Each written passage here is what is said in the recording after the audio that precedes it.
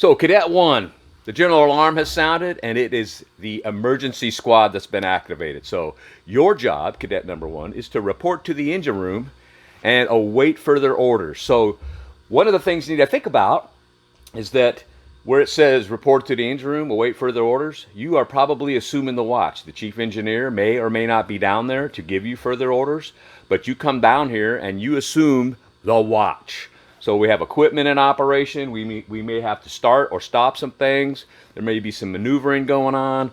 There could be a multitude of things going on, but you are essentially the engineer of the watch as soon as you come down here for an emergency squad.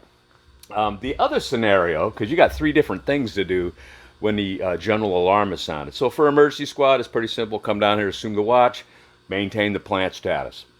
For man overboard, it's a little bit different. You still come down to the engine room, assume the watch, but you're also responsible for an accountability part of that particular scenario because someone has fallen overboard. Now that someone could be more than one. It's not always just one person. We always assume there's one person that fell over, but there could have been 2. So we need a quick and accurate accountability of the crew aboard this vessel. So your job is to account for 11 people and relay that information up to the bridge. So I just happen to have a copy of the station bill right here, and our man overboard roster right here. For cadet number 1, there are 11 names listed here, or 11 positions, all different cadet numbers, station bill numbers.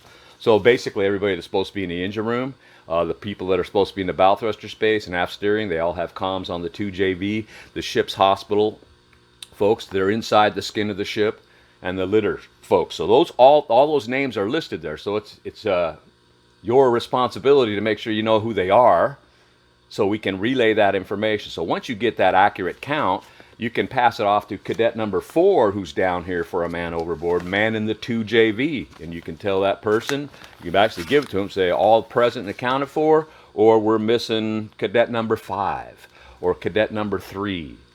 Okay? If we're in abandoned ship mode, then you're not going to report to the engine room. You're going to go straight to the fantail and assemble in an accurate, calm fashion next to life raft number 2. So that's cadet number 1.